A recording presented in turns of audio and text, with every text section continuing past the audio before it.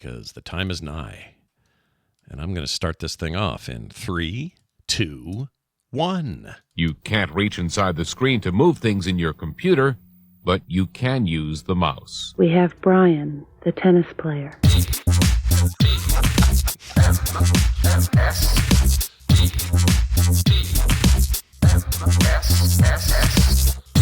The morning stream.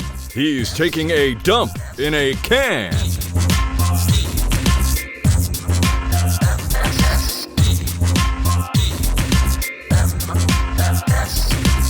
Hello, everybody. Welcome to TMS. It is the morning stream. That's what those three letters stand for. And I'm Scott Johnson, and that's Brian Ibbett. Hi, Brian Ibbett. Hello. Hello. Welcome to September 5th, 2024. It's, we're 5 days in. It's our last proper broadcast of the week. That's right. Although we got some stuff brewing that we won't talk about yet, but we got ideas. We got some things. I hear percolating sounds coming from beyond. Yep. Hear Yes. that? The warming of my hands. That's what that means. Yes, is that the brewing? Yep. That's you're brewing right there in your hands? Yep. Hand Hand brewing. Yep. Hand brew. Look out for the hand brew. It's coming. Anyway, we got some stuff to talk about soon, but we'll be pulling that Johnson for a few days, and then we'll let you know what we're thinking about. Yeah. In the meantime, welcome to the show. We got a lot to talk about. I am annoyed because this shouldn't have happened. So I get a call yesterday from Costco Visa something saying your Costco Visa card, we believe, has been used fraudulently somewhere. Please call us right away, and we'll make sure it's all good. And then it is. We're not having to pay anything. You know, you do what you do when a card gets taken. However, this card is used for nothing. I don't have it on any online accounts. I've only ever used the card once, and it was at a Costco, and it was years ago. Like in person is the only time you've used. Oh, really? So even so, I use really? it to show ID because it's your way in. Yeah. But I don't use it very often because typically when I'm at Costco, we're there as a couple, and Kim will use her card because she just has her card handy because she's always got her shit out, and I don't bring my wallet half the time. That sort of thing. So I don't use it very often, and I don't use it for other purchases. I also, for a long time, we had a business FedEx Costco thing, but they stopped working with them and then switched it over to Visa. So really just had it because we have a membership, so I have it, and it's not a big deal. It's never leaves my wallet. I don't use it to pay for anything. I've never taken it out and swiped it anywhere, and I don't have it on any online accounts. And yet somehow, some way, some dude in Florida is charging my card for fraudulent charges, right? That's really weird. Yeah. I wonder how could he have gotten it? That's so weird. I don't know. To this moment, I don't. At the end of the day, they're like, we don't know because this card, we only show you've used it the one time. And Monica says Costco was hacked. Or is that a guess, Wicked Kitten, or is that like a was there a data hack like you at Costco? you heard the news or something? You read the news today, oh boy. Costco data. Is she making that up? All right. Well, it makes sense that could be it. Maybe there was a breach. It seems like that's the only way. If you don't use that thing online, that takes out a huge part of it, right? Because that's a thing. There is. There is one. Costco discloses data breach after finding credit card skimmer. But a skimmer would mean that you'd have to use it there to get your credit card skimmed, and you've only used it once at a Costco. At a Costco, and maybe that was enough. Yeah, I mean, maybe if I mean, if anyone's going to get skimmed, it's the person who does a podcast called Skim. Yep, I was targeted because of the damn name. Yeah, exactly. It's like, all right, who can I? Let's see. Let me look up card skimming. Oh, Skim. Okay. And this was back in 2021, so it's possible I am still a remnant from that breach. Wow. That is how that can work over time. So anyway, it's canceled. Everything's fine. New card coming. It didn't really impact anything. Again, I don't use it for anything. And Kim's got her card, so if we have to go to Costco, hers is fine. Pretty easy to prove these days that, it was not me. You'll see whatever got ordered is not coming to this address. It's exactly. And the Wraith acid, did it have an NFC chip? Maybe that was the way it got taken. No, it doesn't. It's not one of those. So I was just annoyed because I'm like, come on, man. I try to be really locked down on all my stuff. Yeah. 2-factor and beyond if possible on every account I have. There's nothing I do that has simple passwords. Everything's encrypted, and that includes the use of my payment stuff. It's all encrypted. So how this one got out, I don't freaking know, dude. I don't get it. I'm amazed because I'm the same way. Anytime I can do two-factor authentication, I do. I use Apple's got a really good password generator thing in there now. They've kind of done the stuff I was using 1Password for. 1Password, LastPass, 1Password for. Oh no, was I using LastPass? I was using the one that didn't get hacked. Until like 6 months ago. Yeah, 1Password's the one that didn't get hacked, I think. That's the one I was using. Yeah. But the new Apple, so I'm using the beta of the new iOS.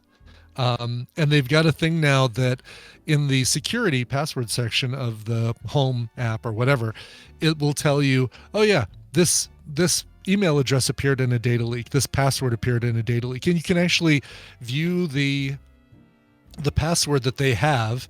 So it's like, oh yeah, no, that's one that I used before I switched to more secure methods. Let them have that one. That's fine. Yeah. But it is like, you look at that list and it's like 983 things. It's like, holy cow. And it's all pre 2014, 2013 kind of stuff before I started using something a lot more secure. Yeah. And none of those passwords are still in operation.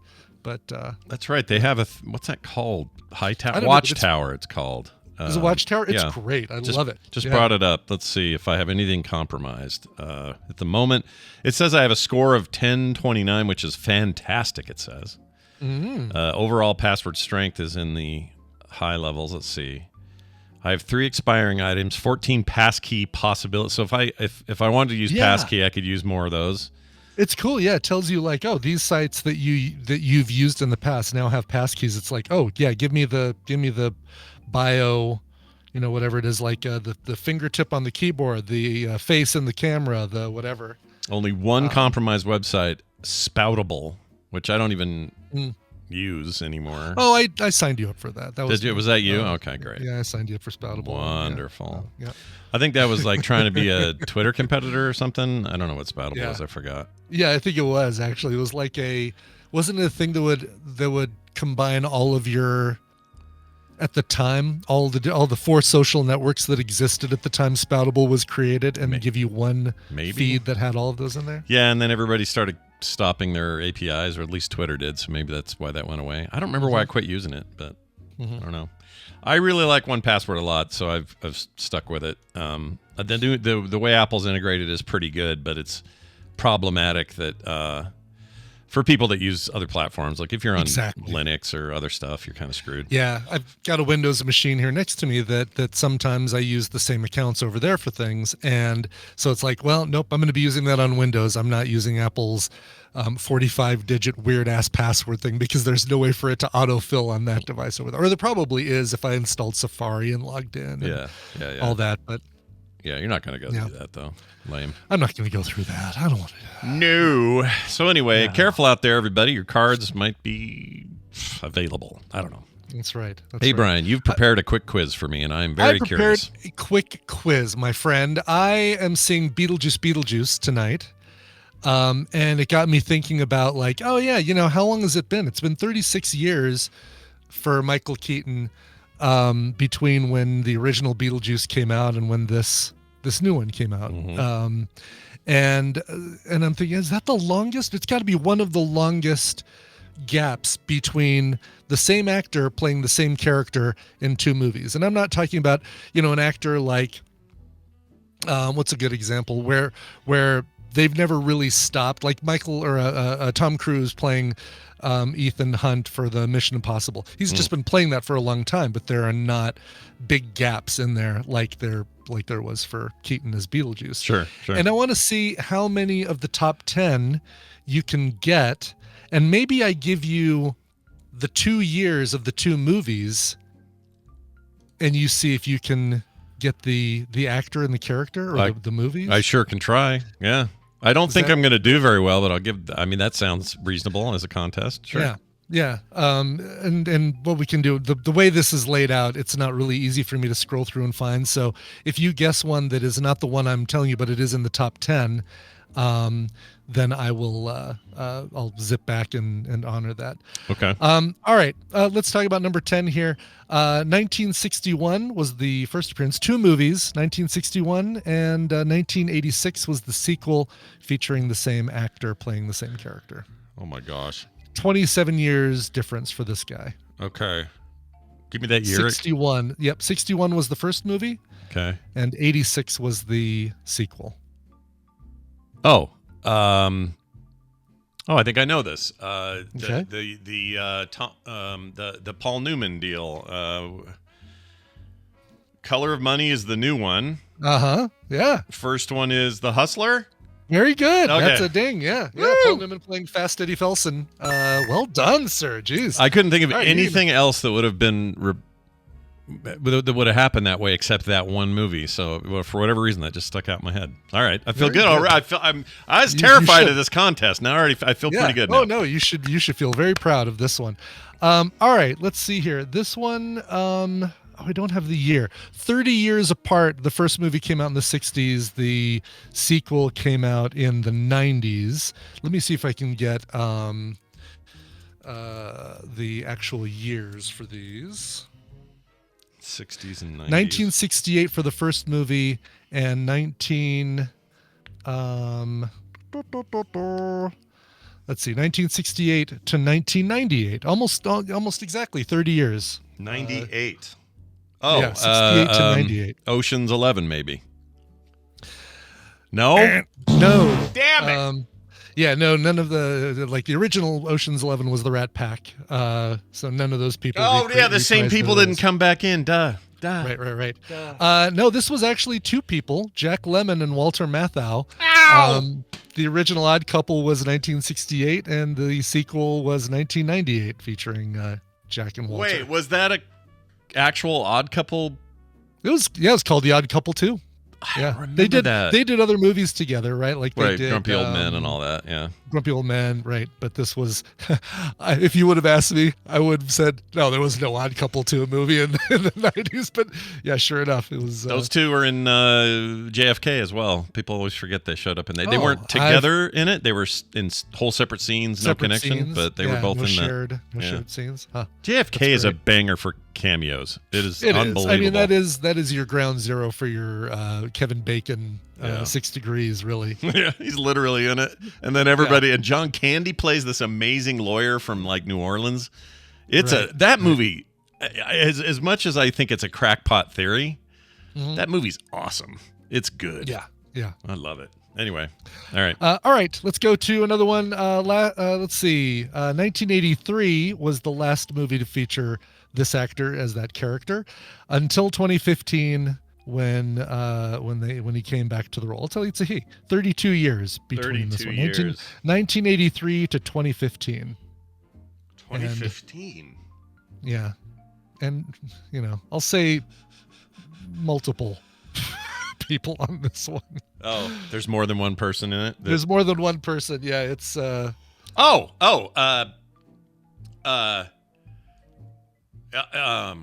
it's got to be Harrison Ford in Force Awakens. So which 83 would have been Return of the Jedi. yeah, exactly. Yeah, absolutely. This one is showing Luke Skywalker, but it really was. It was Mark Hamill, Carrie Fisher, and Harrison Ford, who all returned from Return of the Jedi to Force Awakens. Because in Mark Hamill's case, it's not till the very end, though, right? I always end, think you it's get the him next at the movie. Yeah, that's right. I mess that up in my head every time. Right. Let's see here. Let's go to. All right. 33 years for this one. 1989 to 1992 to 2023. Much more recent on this one.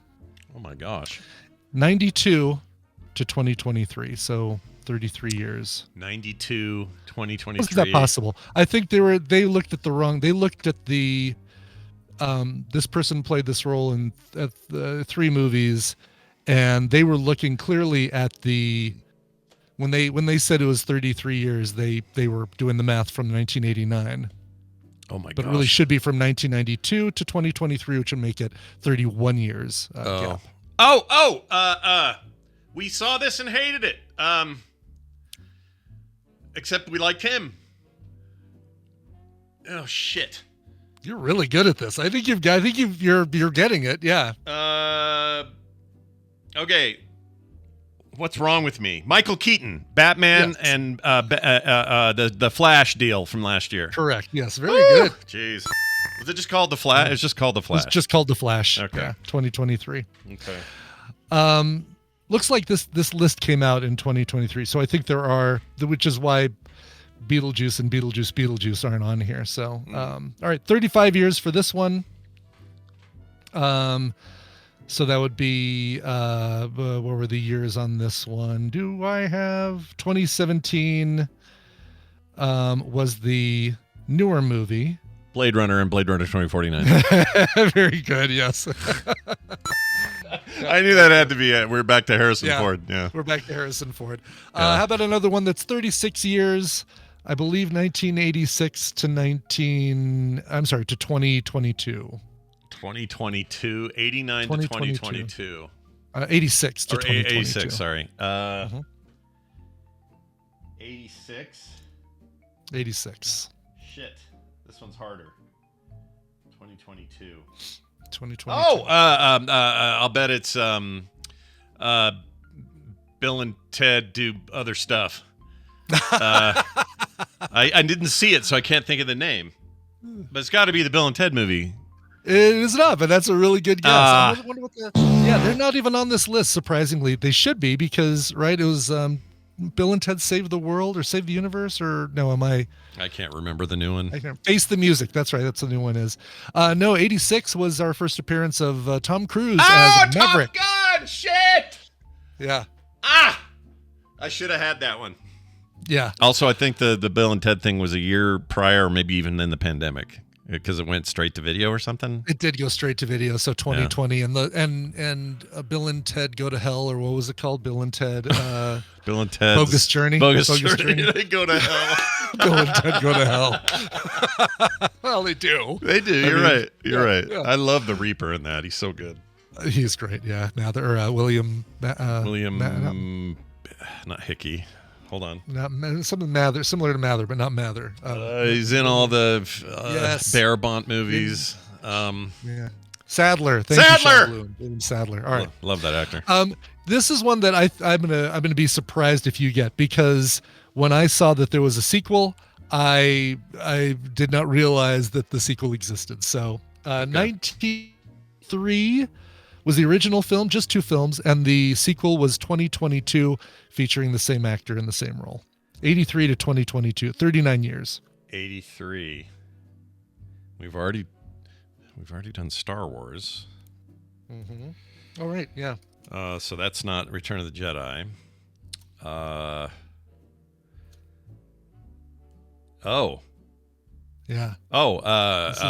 I know. I think. Okay. Is it the Halloween Kills or what's one of them Halloween deals? Oh yeah. Is that it? No, it's not it, but that's a really good one. And that one, and I told you I would give you one if you named it. Nick Castle played Michael Myers 40 years apart in the 1978 original. 78. And in the 2078 and 2018 for what I think that was Carl Hodder. No. Is he was Jason. Jason, right? That sounds right to me that it was Jason, but I could be wrong. I know Monica's in the chat room, so she'll be able to answer that one. Kane Hodder. Kane. How could I forget the guy's name was Kane? Yeah. Kane, always Hodder. Kane. You got a chest burster in his guts. That's right. So this one that I was giving you, Ralphie Parker is the character. The movie is The Christmas Story, and there was a movie in 2022 called A Christmas Story Christmas. Oh, yeah, duh. We watched that and quite enjoyed it. I was supposed to hate it, and I really liked it. I thought it was all right. They kept the essence of what made the original good, and all those people came back, even the porn actor tongue on the pole kid. Really? Yeah. We talked about this where that guy did turn into a porn actor. Yeah, he did a bunch of porn during his 20s and stuff. But I thought I was fine. It wasn't great, but it was it could have been really bad, and it was actually all right. I like It's funny because there were other sequels to A Christmas Story, including something in 1994 called My Summer Story, which featured the same characters but none of the same actors. And then 2022 HBO Max released Christmas Story Christmas, which was 33 years after the events of the original film. The one with new actors sounds like a bad idea. It really does. Yeah. Oops. Yeah. You could replace Jan, but don't replace Greg, Bobby, Peter, Cindy, and Marcia. Yeah. Well. How do you even? It's such a classic. It's just like scary to even touch it. So I'm surprised they've tried to do any of these things. But yeah. All right, number 2 on the list as far as longest gaps is 50 years for this actress. Okay. The original movie was released in let's see here. Well, the sequel was 2023, and the original was, if I could do the math, but I'm not going to, 1973. Whoa. Yeah, 73 to 2023, and it's. I would have been 3 years old when that came out. Yeah. Or no, 4. You have been, depending on when it came out in that year. It to be 4 or quite 5. honest, it came out at the the day after Christmas, 1973. So, you would have been 4. I would have been 4, pushing 5. Right. That's a long time. You said actress, right? Okay. I did indeed. Yeah. Oh my gosh, dude. I might even be able to tell you the character that she played, and it still might not be enough to get to you. Hold on. We'll see. We film sacked this. Oh, no, that's not. That's earlier. Or no, it's later. Mm. Oh, shit. I'll give you the character. Chris McNeil is the character that this woman played. Chris McNeil. Yeah, and all I need is the movie on this one because you probably will get you probably know the actress, but Am I right that we film sacked it? Because that might help me. We film sacked the original, but we have not film sacked the sequel. Okay, I'm just going to guess it's Exorcist because I know nothing else from that era. That is exactly right. Oh, yeah, who's Chris O'Neill? The mom? Ellen Burstyn, yeah, the mom. Which I think, sorry folks, I haven't seen the Exorcist sequel, whatever the new one is called. And I'm thinking that her appearance might be a surprise spoiler in the movie, but she is 91 years old and still working. Jeez. Wow. Hats off to Ellen Burstyn, dude. Jeez. Yeah. Weezus. Kidding. All right. I feel good about that. Now, number 1. Wait, that was number 2? Number 1, yeah. What's number That was number 2. Okay. Number 1 is 54 years between 2 appearances by the same actors, the same character. And what's funny is the title character did not reprise their role for the sequel, but this character did, or this actor did, if that makes sense. Okay. 1964 to 20 something. Let's see here. 2020. What would that be? 54 years? 64? 2018? That can't be right. Wait, that doesn't sound right, does it? Yeah, I think that's right. 2018. Oh, okay. 64 to 2018. I guess that's right.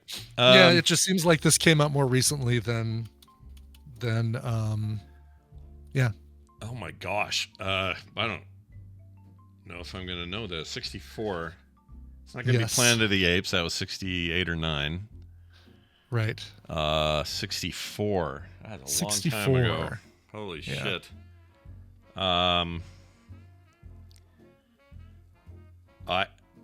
I will tell you, let's see. A hint is that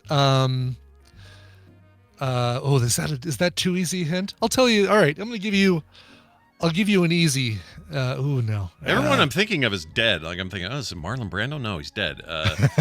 Like I can't think of anybody. I will tell you that the main character in the sequel was played by Emily Blunt, who we both like. Oh, I just talked about it yesterday, didn't I? I brought it up. I think you did. Yes, you did. The Mary Poppins sequel, but who's the actor? Hold on, I got to get that at least. You should. Is it It's not the captain guy across the street, is it? It is not. No. Who's like going, oh, hey. He's like a pirate up on his roof or whatever. It's not him. Right. Nope, not. Oh, not, duh. Rob Petrie. Yeah. Dick Van Dyke. There you go. Oh Nicely my done. gosh. Yes. I think you gave it. That was too easy for me because you. I was, if I would have given you Emily Blunt, if I would have said both movies were musicals, that probably would have also been an easy clue, right? Might have helped, but the Emily Blunt part really sent it home. That was the thing that, yeah.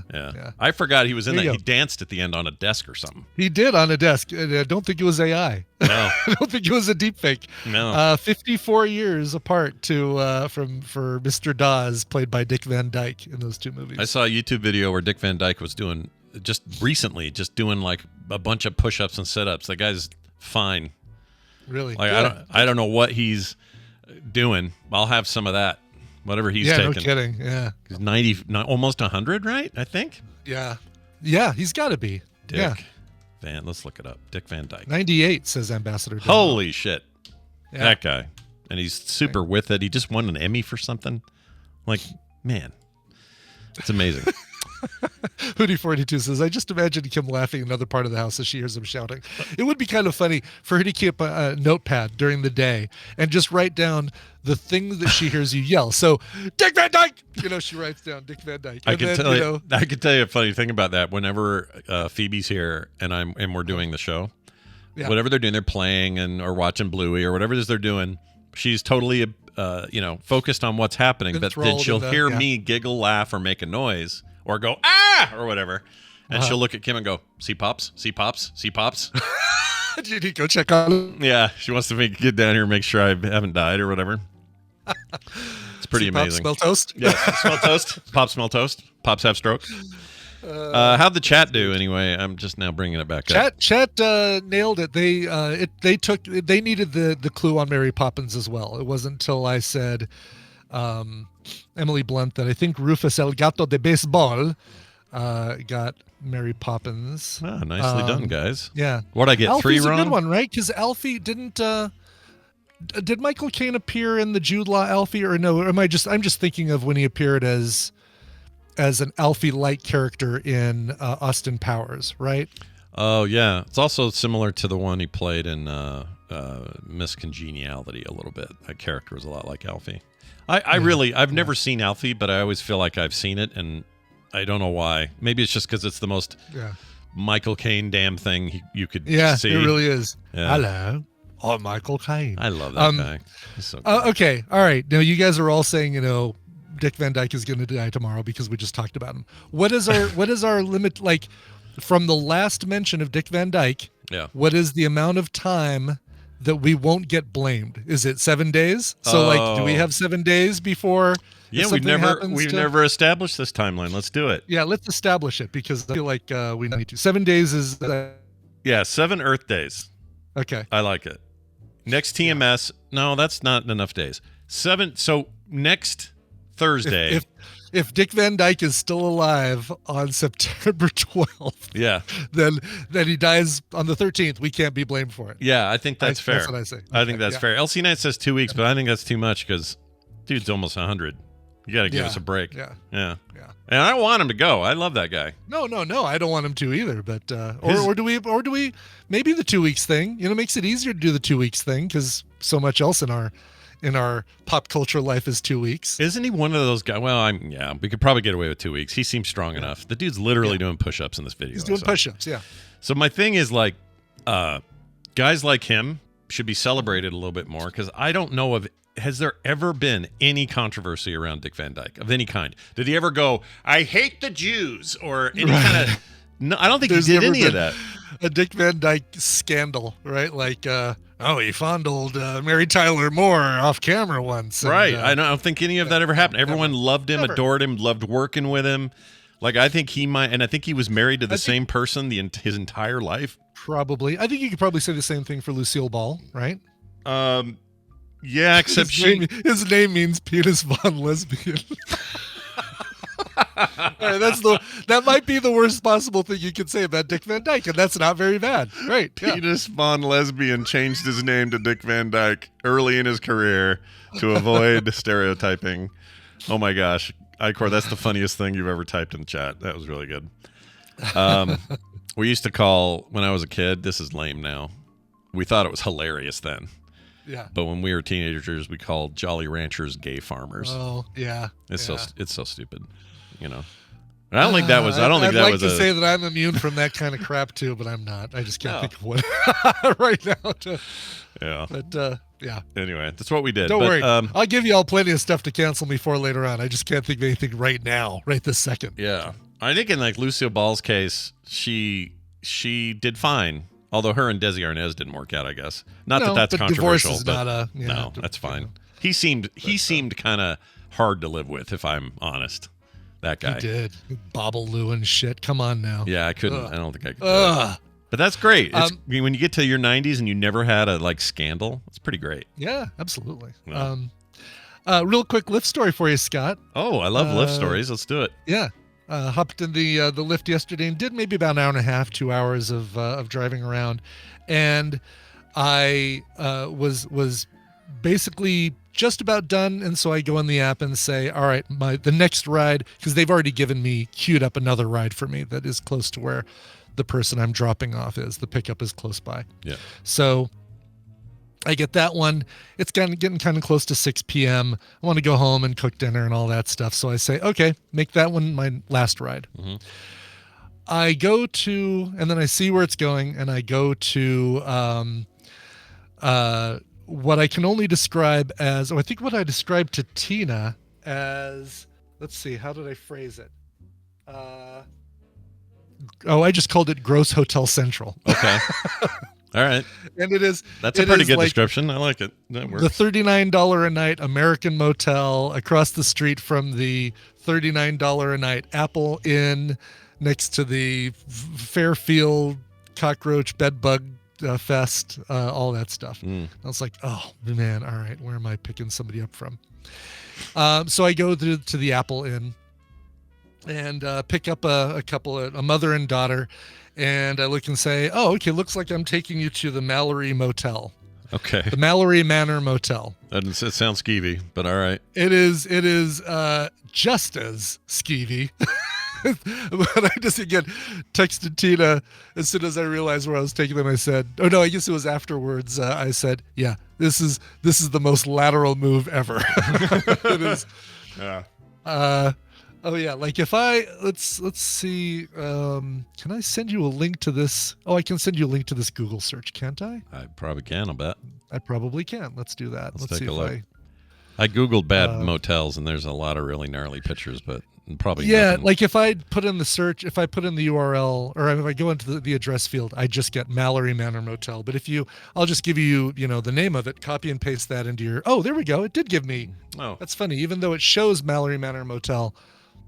Oh yeah, so this will take you to the photos of the Mallory Manor Motel. Colfax Avenue, right? Here we go. Oh yeah. Some of these photos are not accurate. Some of them are made to help sell. Oh, this is the kind of motel you just know is a dump. And yeah, this is like a by the hour. You may survive the night. Who knows? But wow. Anyway. So I drop them off there, and as I'm taking there, I'm like, oh yeah, well, if don't spend a lot of time outside after it gets dark. She says, oh, I know, this is blood central. This is demon blood territory. And I'm like, demon blood territory? She's like, yeah, this is, you get your Crips and the Bloods, and I think the worst Bloods are called Demon Bloods, or maybe there's another gang called Demon Bloods. Oh, like, really? I hadn't heard of that. Yeah. Jeez. All right, well, I won't be stopping to get gas anywhere after I drop you off. Eek. So I drop them off. Yeah. This thing is set up. It's a little square. You drive into the center of the motel, which wraps around the parking lot, and then there's one entrance in and out of the place. Yeah, it looks like a big, like a horseshoe, sort of a little bit. Pretty much a horseshoe shape. Yep, exactly. Or a you know what it is? A misshapen Tron, one of those big Tron things with the legs. You know what I'm talking about? The big the enforcer the, bots or whatever the hell they're called. Instigators or the annihilators or something-ators. Yeah, they look like that, although a little skewy on one foot. But anyway. Yeah, that's a very recognizer. That's it. There you go. So I'm coming back out, and there's a median in the middle of the street. It's Colfax Avenue, which again is, when you say Colfax to somebody in Denver, they're like, oh, West Colfax or East Colfax is a very different answer. Sure. And there's a median, and so I can't make a left turn onto Colfax to get me home. So I'm like, all right, well, I'll just go halfway across, get right in this turn lane, and I can make a U-turn and then go where I want to go. I do just that. And as I'm in the U-turn lane, I see a guy with facial tattoos, skinny guy looking crazy-eyed across the street, mean, angry. Like Post Malone has sketchbook facial tattoos. This guy had a newspaper on his face. Okay. That's the difference. All right. And he is laser focused. Wife beater, white t-shirt, ripped up gross jeans. He is laser focused on a guy on my side of the street. Uh-oh. And I look over, and this guy is already in a defensive stance, and he is looking worried. And this guy is, crossing 4 lanes of traffic, beeline across to this guy.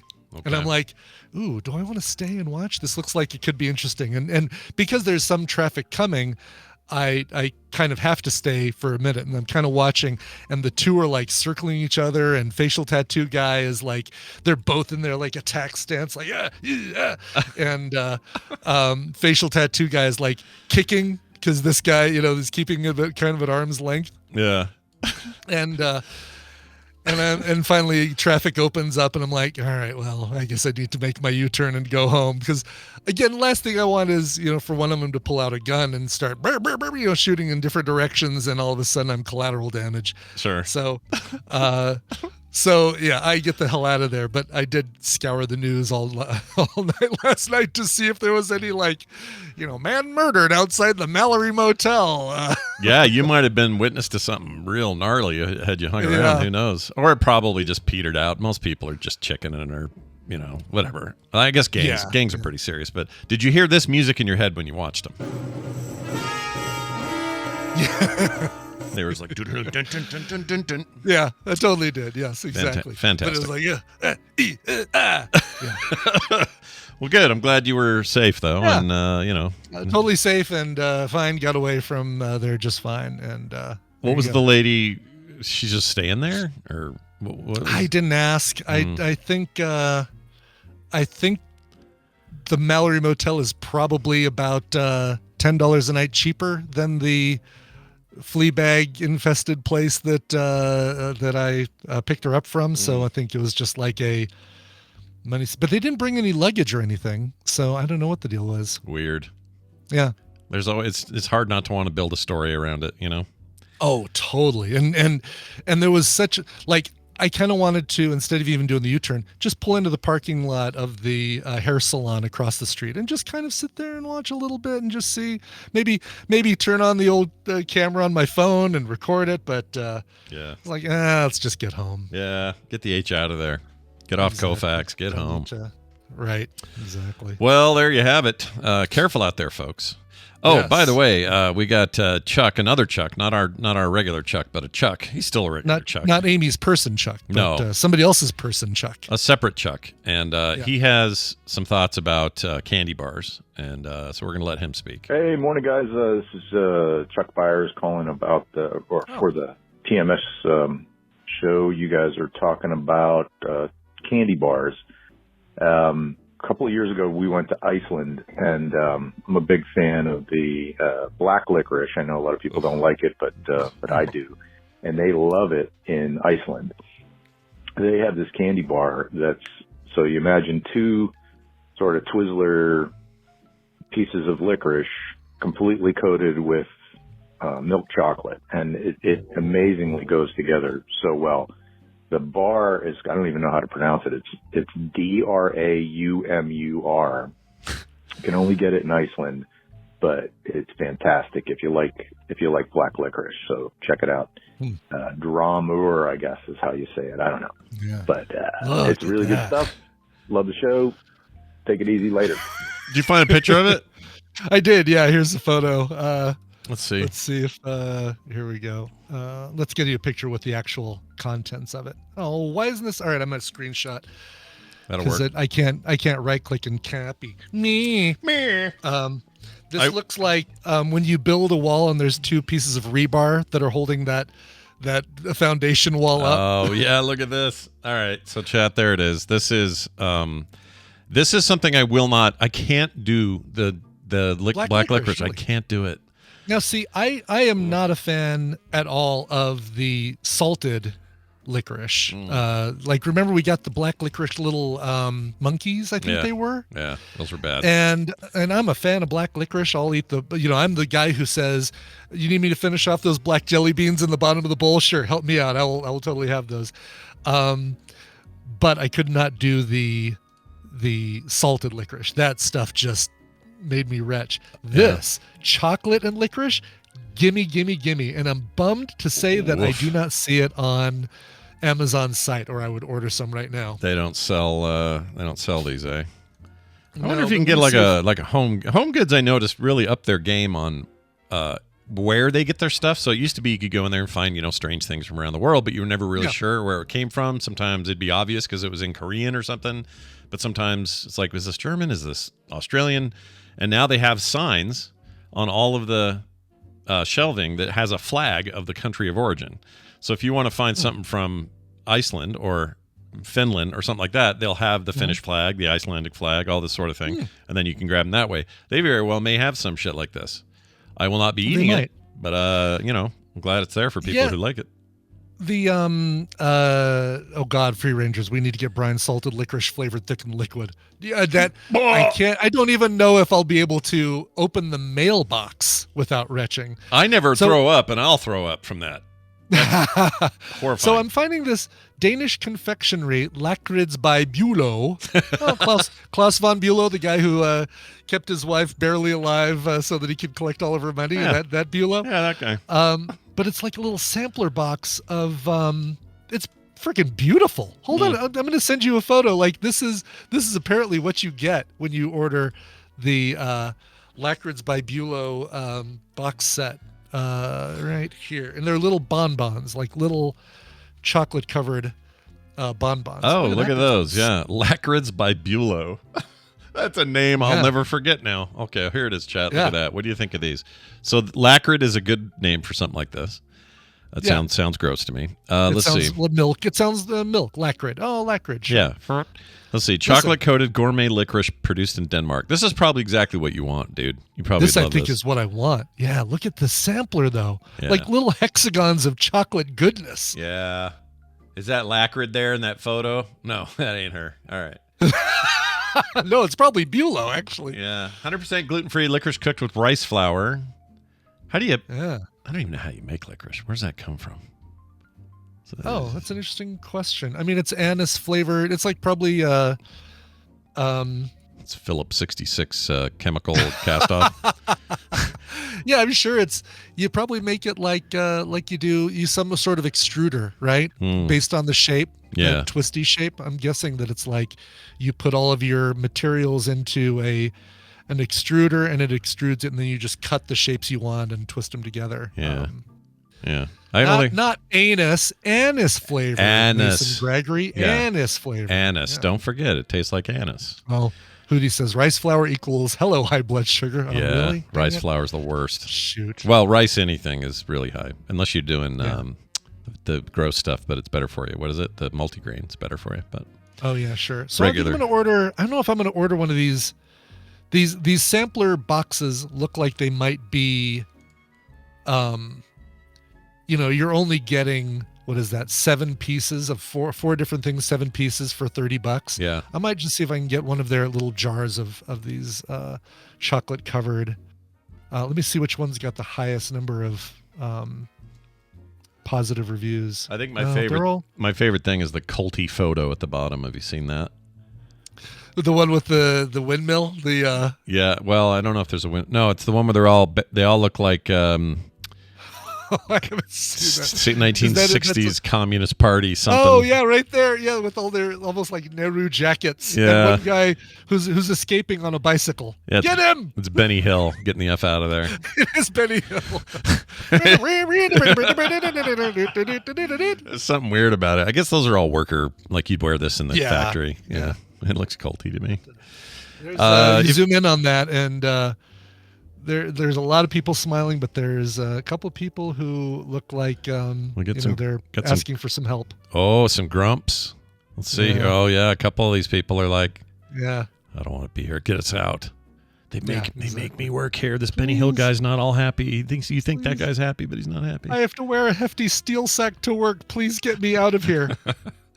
We make the world love licorice, one licorice at a time. It's not even the right way to spell licorice. As someone who is part of the world, I can guarantee you did not make me like it one at a time.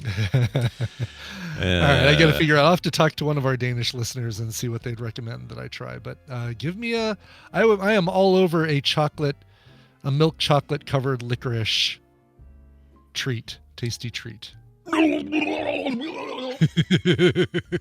Hey everybody, it's time for us to take a break. When we come back from this break, Wendy will be joining us. We got an email that we're going to read. We're going to try to help somebody with a whole marriage and kid thing. So stick around. All right, this is good life advice no matter what stage you're at in your life. So be here for that after Brian plays this song. Yeah. This song, by the way, is brought to you by Coverville today at noon, 12 p.m. Mountain Time at twitch.tv/Coverville, celebrating Blackpink. No, not the K-pop band. I don't think I've got enough covers of them to fill a whole show, but I do have enough covers of Jack Black and Pink to fill a whole show. Jack Black turning 55, Pink turning 45. We're mashing them together. They just having their birthdays this week, so we're putting them together for a Blackpink episode. Yes, there will be a cover of Tribute and Peaches. Okay, of course there will. That's Come good. on. Yeah, Tom Merritt will be happy to hear you said that. Peaches, peaches, peaches, peaches, peaches. I think Tom Merritt would be more happy if it were truly a Blackpink episode. Oh, he 100% would be happier, but you're going to lure him in. Your clickbait has worked. He'll That's go right, in. exactly. Oh, yeah. Blackpink. I'll click. Oh, Brian, you got me. It's not Blackpink. Is that your Tom Merritt impression? That's I love the best Tom Merritt I could do with no preparation. I with love it. With no notice. Be careful, Tom. You got a replacement coming, buddy. That's right. Exactly. Yeah. All I have to do is just do a more straight up news announcery voice, and that's as nailed close as I can get. Hey, let's go to Omaha for an alt rock singer songwriter Stavro, not Blofeld, just Stavro, Stavro. He's got a brand new album coming out at the end of October called "You Turning World." This is the first single from the album. It's called Everything. Here is Stavro. All right, we'll be back right after this. Stay tuned.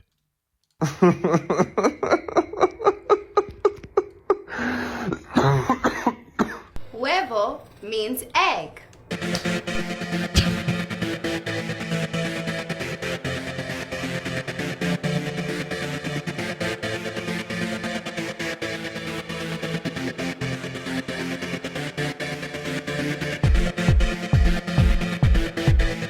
And we're back, everybody. Hey, Brian, tell me more about that song.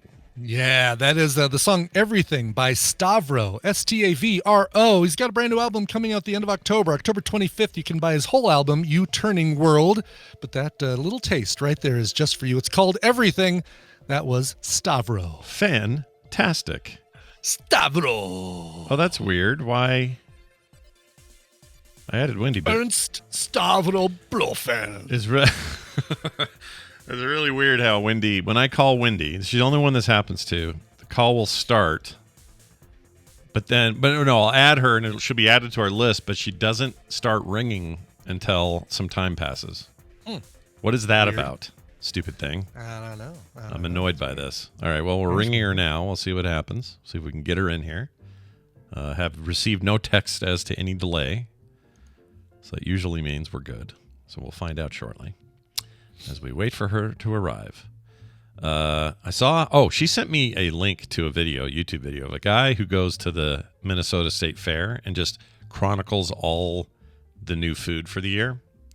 And she was talking on the show about how amazing that stuff was at whatever point. Yeah. And I was like, well, deep fried ranch dressing and stuff. Yeah, like really weird stuff like that. And the video she sent, I mean, the food looked insane.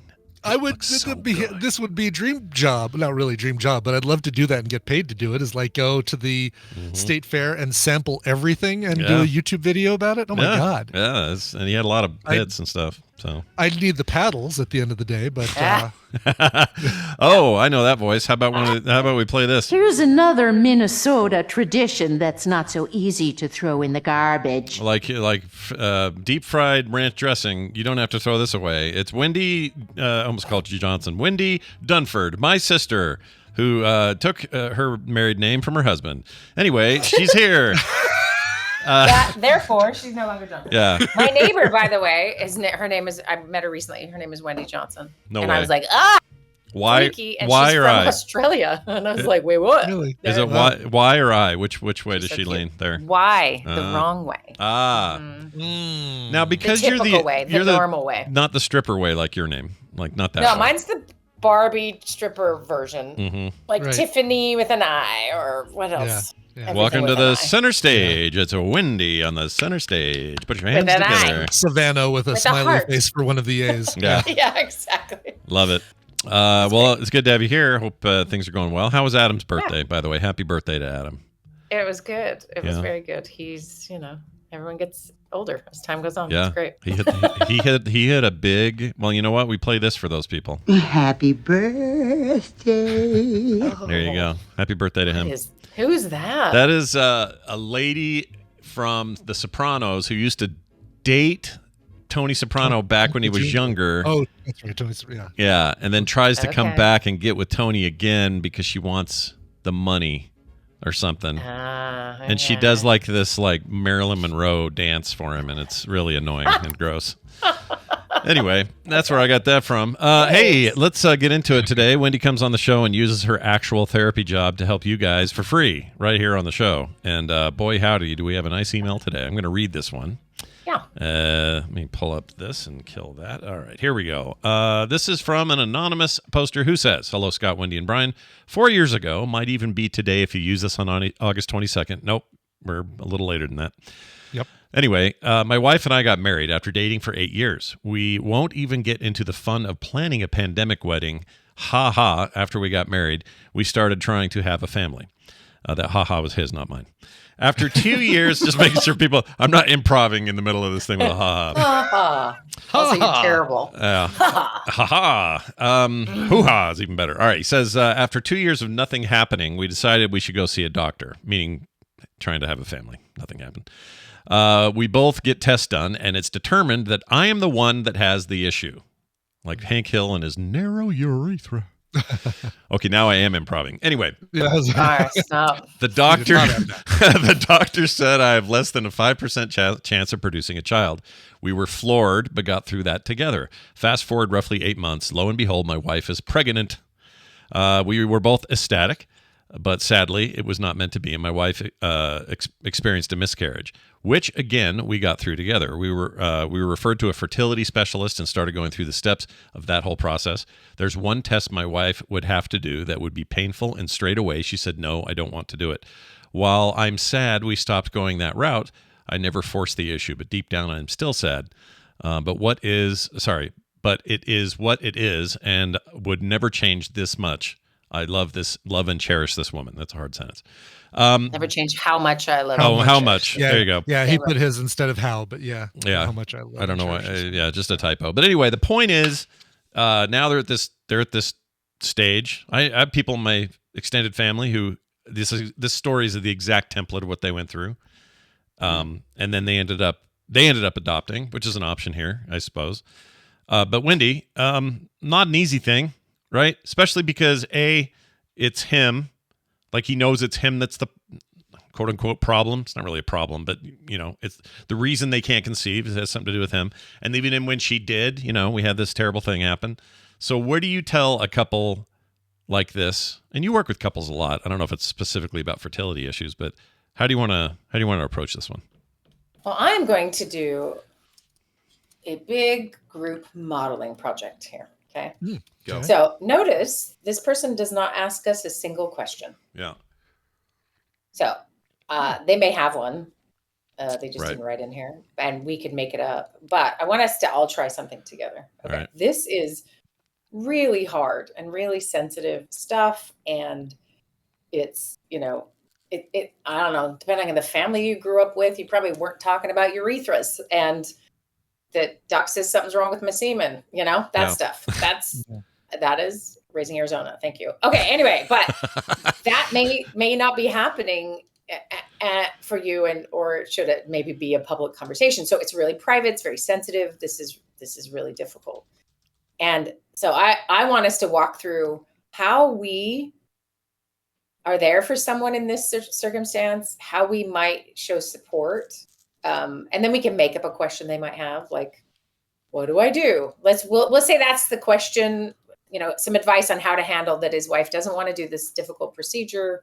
Of course, he, still loves her. What do they do next? We can answer that. But let's just first practice just some good old human empathy and understanding for someone going through a hard time in an area that, like, if you have no experience, you do not get this, right? Mm-hmm. It's not until you know what it's like to have a 7-inch needle shoved into your belly for you to get, or, other things, right? So you may be not coming from a personal experience. Even if you were, some people are really bad at even showing empathy when they have personal experience. So let's just practice together. All right. Okay, Brian, you're first. Okay. How this is information you kind of find out about a friend, or they share a little bit of this. What's your go-to method of helping someone feel seen and heard and supported? No pressure. Yeah, no kidding. No, I mean, I'd say, obviously I'd empathize and say, oh my God, that's such a tough decision because you guys are both coming at this from two different places. But at the end of the day, you kind of have to go with the don't want to say lowest common denominator, but it is you go with the thing that hurts the fewest number of people in the relationship. Yeah. Right. So instead of saying, well, she should just suck it up, take the needle and whatever. Yeah. You just say, yeah, in the end, you have to do what both of you can live with. And if she can't do it, if that needle situation is just too much, then you have to honor that and respect that. That's great advice if they were asking for advice. Yeah. Okay. So, I know it's a trick question because that's true, because they never did, like you said, they didn't ask us anything. They just shared it. So I'm going to let you have a do-over because your advice was good. And I think you're totally right. And that's probably what we'll end up saying anyway, right? But okay, so here's what I'd say. Oh my God, that is such a tough problem. I'm so sorry to hear that. Can I buy you a beer? Perfect. That's good. That's perfect. That's what I got. That's all I got right there. That's exactly, yes, wonderful. All right, Scott, how about you? What is your response? Again, with no question, the problem is you people, our natural inclination is to infer one.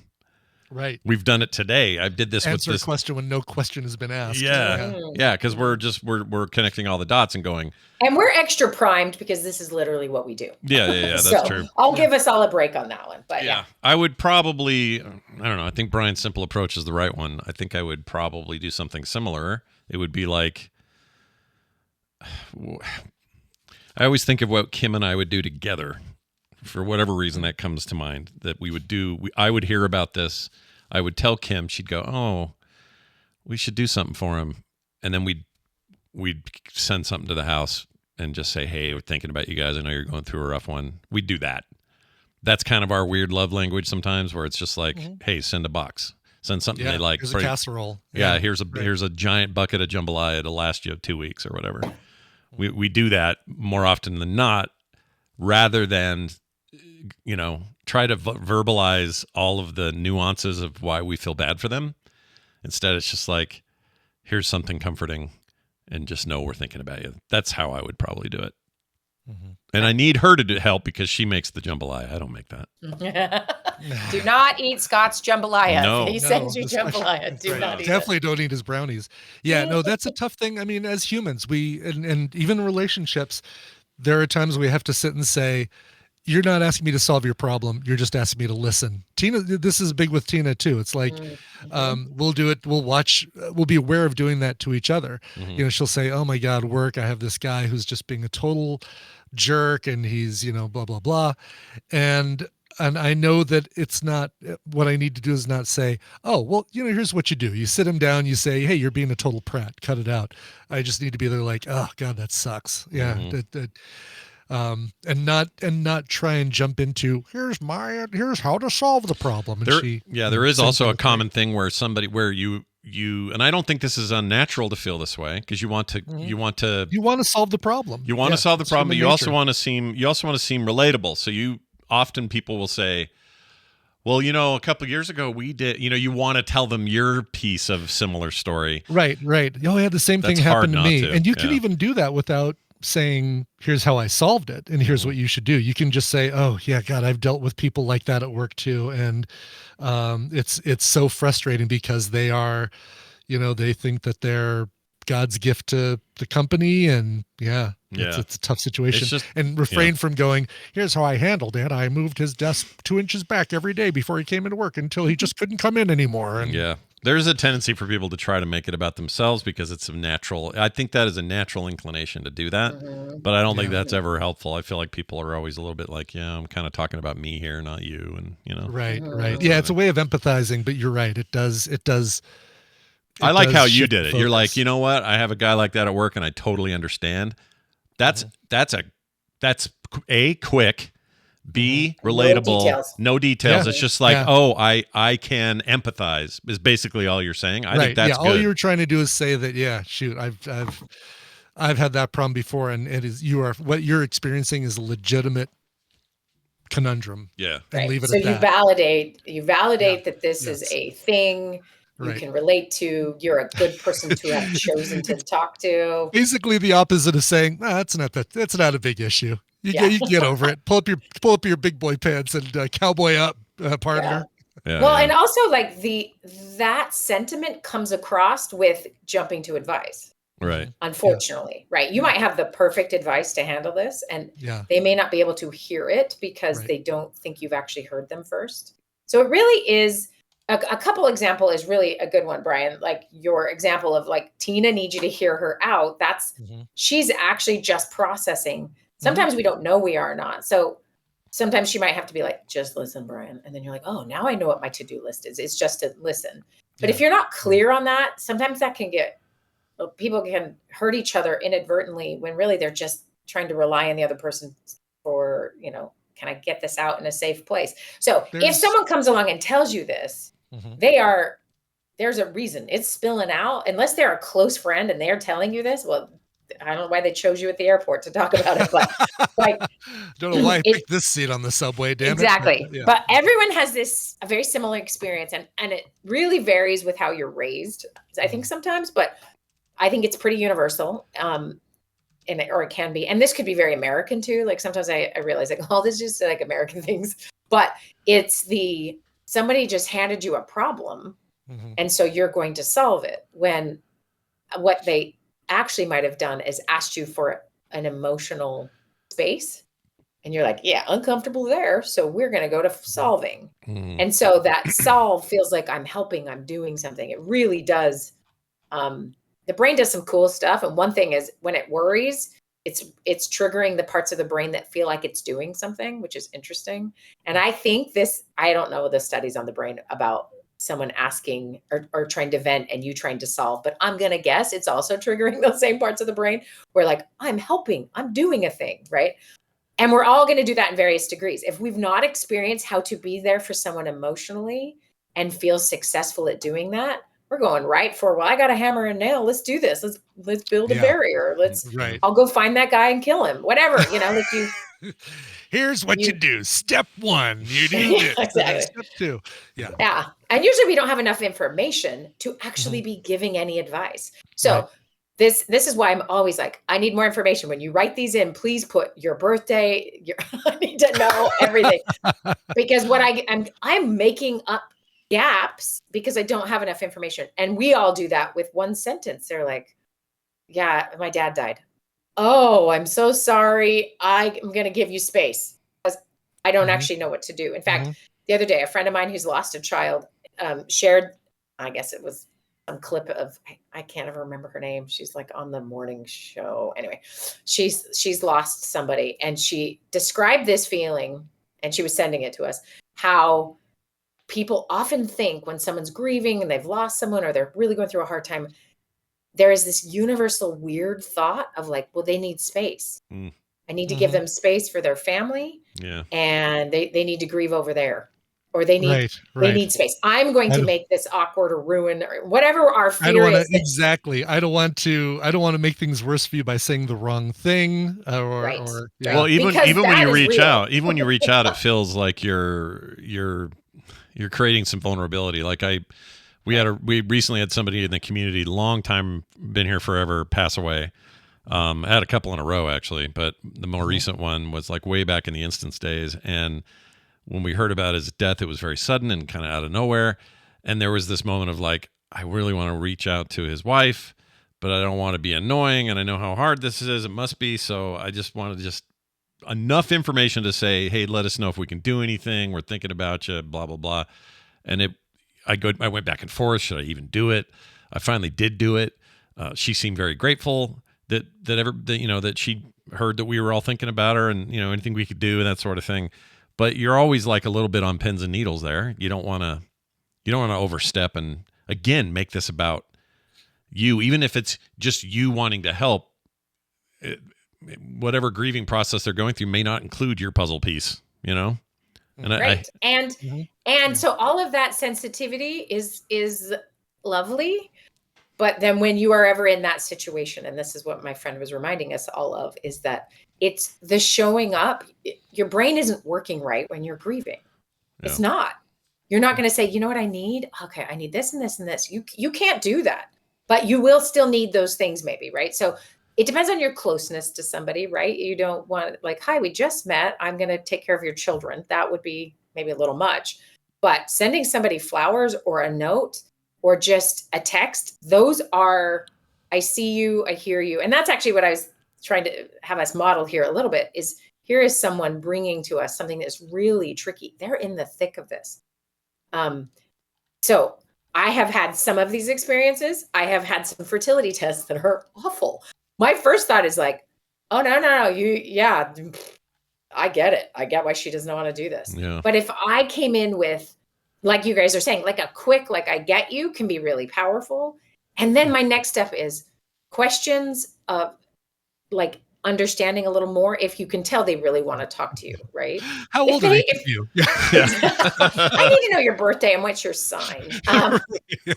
Right. And so obviously I am a terrible actual example of this because I go way too deep too fast, but I am also reading the person the whole time and like, oh, clearly they need this. No one is actually asked a follow-up question. And we talked about this a while ago. My favorite thing to do when someone's divorced, and I hadn't known that until we run into each other, is I always say, congratulations or condolences. And they are thrilled to tell me which one.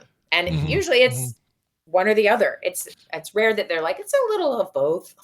It's usually condolences. And then I know, right? Or I'm offering them space to share what they need to share. So here's the thing. It can be very small. It doesn't mean you have to go do deep therapy, which I have to stop myself from doing sometimes. But it is really, truly like, I am here.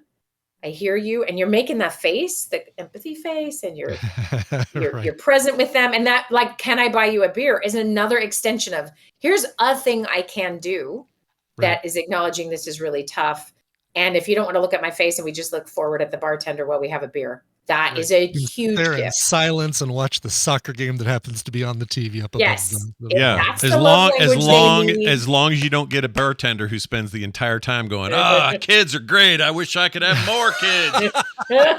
Little babies. Yeah. And then, Wendy, I think you know, your situation is a little bit different because if anybody knows you, they know that if they come to you and say, "Oh, I've just got this problem," and they're not, they by telling you, they should know that as a therapist, you are going to drill them and ask them for more details. And it's their fault. It is their fault. If they know who you are, then they're really asking for it. This happens with strangers too, though. So I would argue that my unfortunate empathy face. Do you? Oh, really? So you do attract people who don't know that you're a therapist. You get people who just offer this information up, like in the grocery line. Like, yes. Yeah. Every once in a while. I often just get, can you get me stuff off a shelf? Because I'm tall, and I look like I work everywhere. I get it all the time.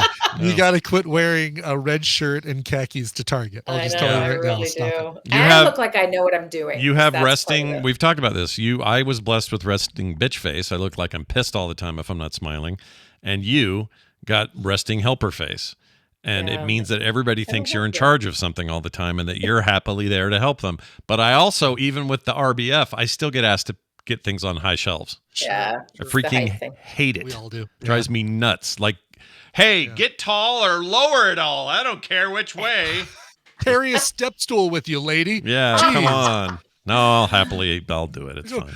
Go shop at the short people Costco, would you? Yeah. The short people Costco. So, okay. So let's go back to all right. So we're going to be, I'm so sorry. This is so tough. Yeah. And it can be something like, is there anything I can do? That is an authentic feeling, right? Mm-hmm. You don't know what to do. And they're maybe not going to be able to, what would you do for this couple? Mm-hmm. They're going to be like, well, could you go get a surrogate for me? What? Right. Yeah. What are you going to do? How far are you willing to go? Yeah. Exactly. So sometimes that's not an appropriate thing. Would you mind inseminating my wife for me? Right? That's way too far. You can't do that. Yeah, don't do that. You also are like, how can I help? How about we just have the beer? Yeah. And you might even say, I got a beer. That's my option. Take it or leave it. Or Kim, Kim is so good at this. And I think it's because she has a Mary Poppins bag with her at all times, full of everything anyone would ever need. Yeah. So she can pull something out in that moment, or she can drop something off. People always need food. People always like a nice message. People always just think about yourself. And would you want to just never be acknowledged? You might think that I wouldn't want no one to, and there are certain things. This one is very sensitive. If it's you've lost your spouse, or there's a larger, more obvious thing, your social support system probably needs to bring some food and, take you out on a Friday, be there, because it is really common that people disappear. Really common. And I have a lot of sympathy for why you want to.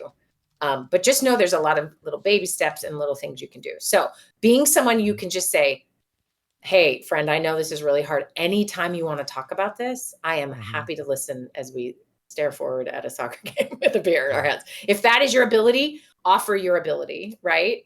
And if there's you just want to get out, or just know that I am here for you. I hear you. This is tough. Yeah. That goes so far. And so really the irony is you don't have to do much more than that. And they may never need you to do more than that. And that's likely. Okay. All right. So thank you for doing that little experiment with me. As I read this, I was like, there's no question, but there is someone just sharing. No, it's a great opportunity for us to kind of look at, what our instinct is and how we shouldn't always just jump to our instinct, which is to solve, just to listen. Yeah. Yeah. Right. And he's correct in that he would never force the issue. He's, but he only gave me so much information about that conversation that all she said was, no, I don't want to do that. And now we're done talking. So I don't think that's probably the full story, but this is a process. I think of what it took to get my children out of my body. And it was a lot of years of crazy things and hard and lots of miscarriages. It was very difficult. And if you had said to me at the beginning, hey, guess what? Your last child's super cool. You really want to get him here? Yeah. He's a lot of fun. You're going to enjoy raising him, but you're going to have to go through and listed that. There's no way. There is no way I would have done any of that if I knew what it was to sign up for it. Right. Right. Right. So a lot changes as you go along. Things definitely got easier. Whatever the thing is, that we're starting with. They are at the start. They just found out the reason. They are now, learning about these issues. The very real possibility is they can never have children. That is very possible. So there's grief that needs to be shared and worked through. There's a million other directions this could go. And so what is it they need from us? I don't know, other than we see you and this is really tricky and we want to be there for you. So keep us updated. If wherever you live, you need a better fertility specialist and you need someone to find that for you. Oh, there's a lot of people who can do that, right? Like if there's a to-do, ask for a to-do. People are dying to do a to-do, right? Yeah. But this is the beginning of a difficult journey that I promise at the end of it, if you had known this is what it is, you may not want to do it. Yeah. But as a couple, you got to work hard to stay together on this. This is tricky. And so if they were asking for any advice, it would be this: making sure your marriage is strong, making sure we if we're not on the same page, we have a compassionate way to do that. And, whatever each needs, we make sure some of those things are happening. Yeah. And, it's going to take a minute for this to figure itself out in ways that sometimes are going to require expensive treatment and or not, and another choice, right? So the way I would compare this this feeling of like wanting to get in and help somebody solve a thing and overstepping is what you do with your kids when they get older. And this is something we've had to, like any couple have had to learn this when they're little, and you say, well, don't touch the stove. You're being a good parent. You're teaching them what it means to, you don't want to burn yourself. And now you've experienced it, and here's what that means. And next time you don't have to do it. And like all that process of when they're young. And then when they get older and you see them either heading toward a mistake or making a mistake or having made a mistake, it's hard to just not solve it for them or try to teach them. And they will sometimes push back if you start doing it. And my recommendation to parents is notice that and go, oh, right. I would have done this too. If this is my parents doing this to me when I'm 24, I would be resistant to them stepping in. So it's a little like that feeling of like, oh, I want to go further, but I maybe shouldn't. Like really get good at reading that room, I guess. If I had advice, and that sounds vague, but it's a real thing, especially with your kids as they get older. It's different, obviously, when you're, this is a friend you're talking to, and they're having this issue and all that. I'm not making a one-to-one comparison, but I think there's something to that of just knowing when not to keep stepping in mud, like see the mud for what it is, and don't step in it. And there's also you are so not alone. Oh my goodness, this is so common and so difficult, and thank heavens for the internet to find others or organizations that are part of supporting people as they're struggling with infertility. I mean, every once in a while, here's a miscarriage history lesson for everybody. Our mother had many miscarriages, and some were stillborns. She was pregnant 8 months when one of the babies passed. And the extent of the care for my mother's psychology was they told her it was a girl with a broken ankle. That's the only thing she knew. And she never got to hold her or see her. Nothing. Yeah, and she birthed it at 9, I think, or close to 9 months. Yeah, she was pregnant for another month. The stillborn in her body. Right. And all she knows is it was a girl with a broken ankle. Yeah, they gave birth and they ran off with the fetus, and that was it. We were done. And she was on passed out with whatever they used to give you to pass you out. And so, and that is that. And then I had many in the 2000s era, 2000 to 2000, whatever those decade was. It was long. The Mariah Carey decade. No, older than that. It would be, I don't know. Yeah. Christina Aguilera. That's not right. Anyway, the point being, I wasn't paying attention truly, but there were so many support groups and acknowledgments. People still said stupid and wrong things, right? But they were always like, would you like to name? I had a different feeling about that. These were not long pregnancies. There was a lot of them. I was in a different headspace. So it was fine for me. But man, I was so grateful. And I would tell my mom, like, look at what is offered. And we would talk through how she was not even considered. It was never even, is she okay? Yeah. Right. And would you like a moment? Nothing. Yeah. Right. That's wild to have that kind of transformation, from the 70s to the 2000s. I know that seems like 30 long years, but what we learned is that women are human and they have emotions. Yeah. No, and just like that reality. And so I look at what you have today in 2024. Maybe it's hard to pick through that, and that's a little tricky, but to find support as you go along, to find other friends that are struggling. The hardest thing is maybe your friends are all having babies. That can be really tricky when it's just easy as pie for someone and you're like, okay, I don't want to go to dinner with you, Yeah. So recognize it's okay to get a little insular and a little weird right now, because this is tricky and not everyone gets it. And you shouldn't just be as vulnerable with every last person. And maybe specifically your wife feeling like she has more support or understands more the medical things involved and some connections that way might go a long way. So that's the last thing I would just suggest is expanding your support on this and not just hoping your friend that you play pickleball with is going to get it, Oh, I love that you pulled pickleball up. I love it. Any chance to mention pickleball is a great our opportunity. me and Wendy's siblings is putting a pickleball court into their property, and oh really? Yeah, I kind of look forward to either how much it gets used or how little it gets used. But I can't wait to come in town and kick everyone's butt. Oh, you'll kick everyone's butt. Really good at it, and you're in good shape, or better shape than the rest of us. So you'll do great. Why are we not playing this at the plaza? They have a great pickleball. Need to. Next year, honestly, let's start like a league, not a league or whatever, a tournament. I am telling you. Okay. I've played against a man who was 93 and he annihilated me. Yeah. I could not believe the ability of old people to play pickleball. And so that man's name was Dick Van Dyke. Just to bring us back to his it's really fun. It's basically cheating at tennis is what it is. It's great.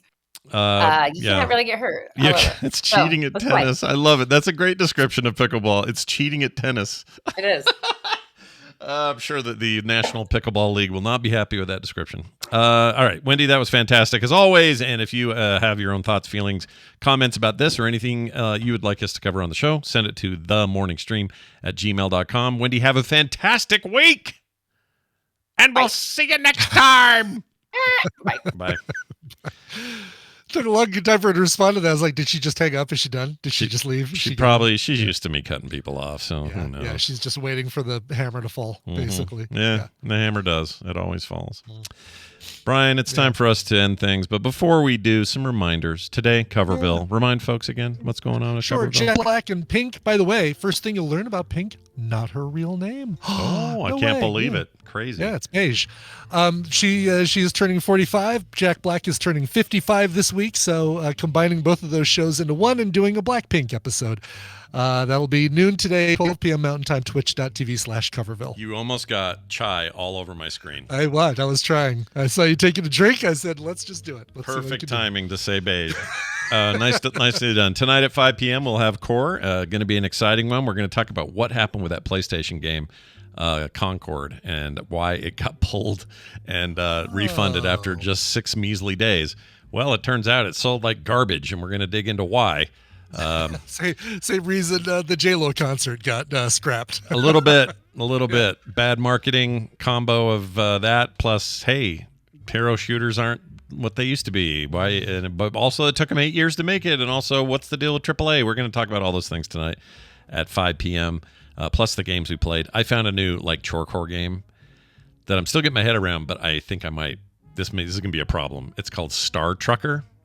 And it's literally you're in space and you're in a ship, but the ship is kind of shaped like a semi truck. And your job is to travel around the universe and drop off shipments that you get hired to take around. And it's so up my alley I can barely even think. Crazy love, taxi in space is what it is. Kind of, basically. except less frenetic. It's more like right. slowly, no, like no streets you have to turn on. Yeah, basically. it's space FedEx. Yeah, it's basically it. I picked up a trucker from an actual like a Travel America truck stop a few days ago for Lyft to take him to his aunt's house. He was taking his giant smelly duffel bag of clothes, dirty clothes. It wasn't smelly in the car, but he was describing it just a smelly bag of clothes up to his aunt's house, who lives in Denver. Nice. He's from Wichita, and he was taken to his aunt's house. But we talked the whole time about trucking and what that life is like how many days on the road he'll get before he gets a break, that sort of thing. He says, I do nothing but listen to podcasts. And I said, oh, what do you listen to? And he says, I listen to a podcast about opening your own laundromat because I've learned that the best passive income job you can get is to buy a laundromat and just be there to fix the machines when they need to, because you barely just make the money hand over fist with people coming to use the really washers and dryers. Yes. What about the initial overhead? Sounds hard to deal with, though. Yeah, I mean, you got to buy. Obviously, you have to buy a laundromat to start with, but once you do that, your ROI, he said, is quick. You know, it pays it pays for itself fairly quickly, and then that's a perfect passive income. Yeah. To the point where, as soon as I get home, I'm like, let me just look and see what it would cost to buy a laundromat. I didn't get any further than that. I actually didn't find any laundromats for sale in Arvada, but you can get one on Kovacs. Get a Kovacs location out there, a little dirty Colfax. Oh, Colfax. Sorry, Kovacs. No, right. No facial tattoos allowed in my laundromat. No demon bloods. That's right. You have to come do the change at like 5 a.m. when no gang activity is happening. Right, exactly. You'll be all right. Yes. That's wild. There's this game, or that's what my dad did. We owned like 3 or 4 of these laundromats when I was really young. Laundromats. I thought he had. Okay, that's right, because he would put his arcade machines into the laundromat. Yeah, he started that way. So it started with laundromats, just plain laundromats. Then they started putting arcade machines in the laundromat, making extra money. Mm-hmm. And then he moved. That's when he moved to actual arcades and stopped doing laundromats and moved to arcades full time. And then it was around the time the entire business crashed. But still, there was a moment there, when it was going really well, and he loved that stuff. And it was fun. We used to go. Cool. You know what I liked? I was such a sucker for this.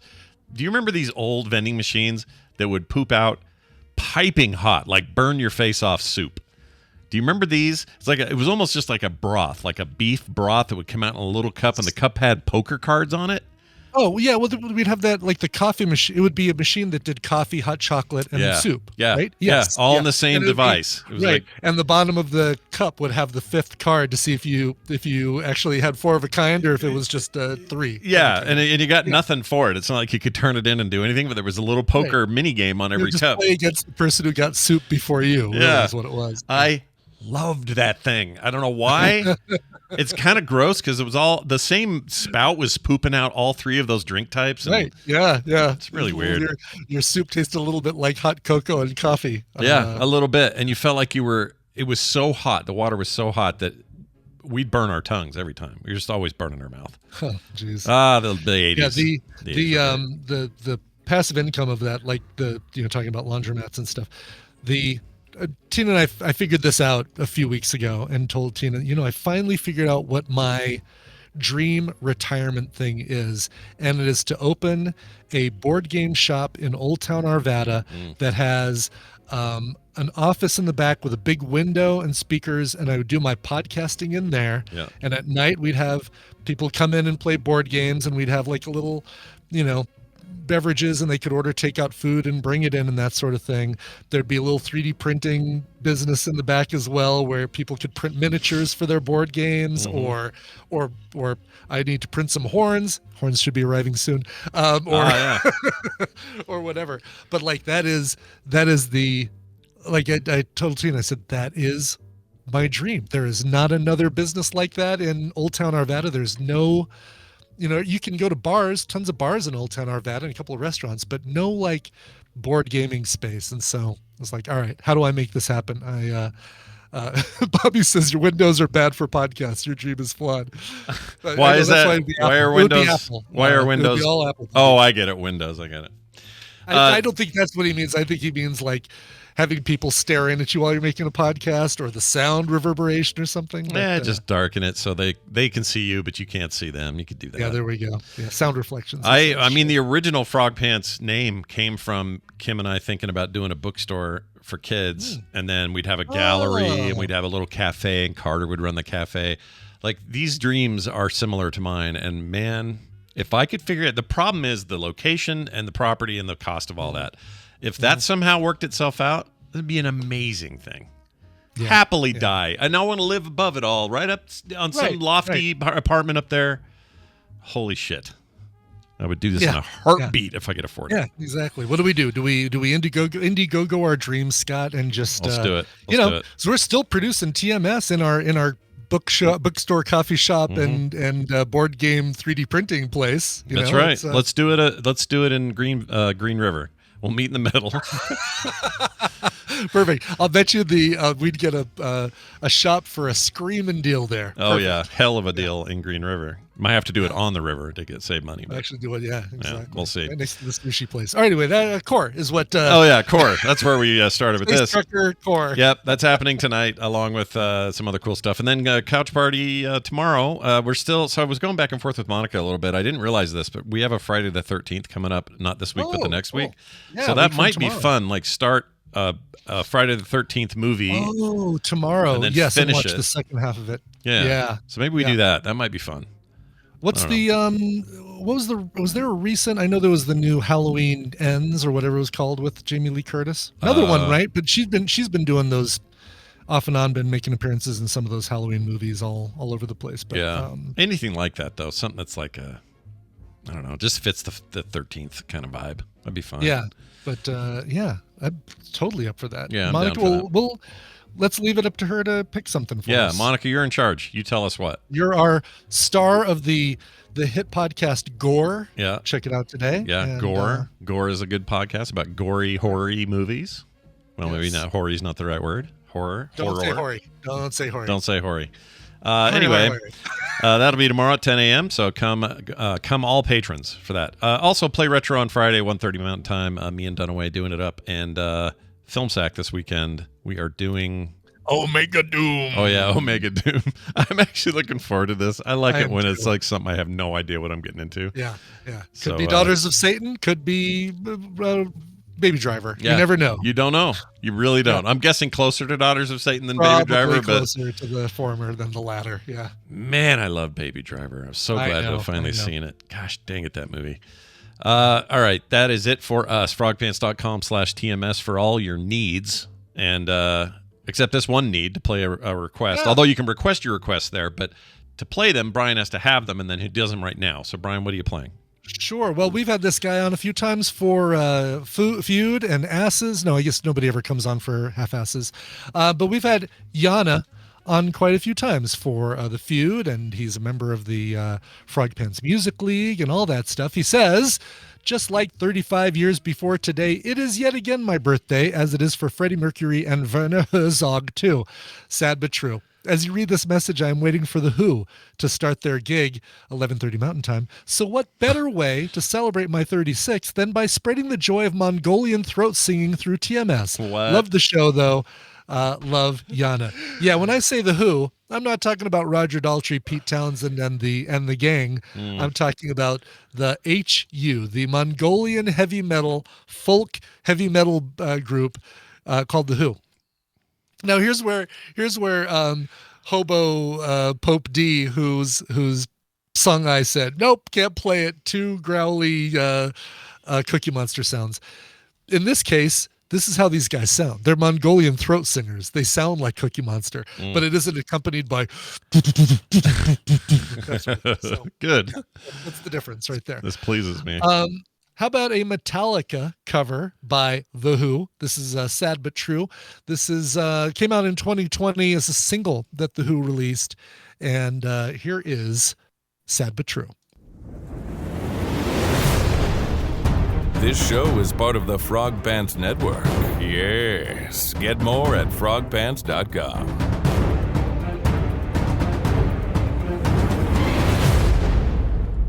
Space! Yeah, space.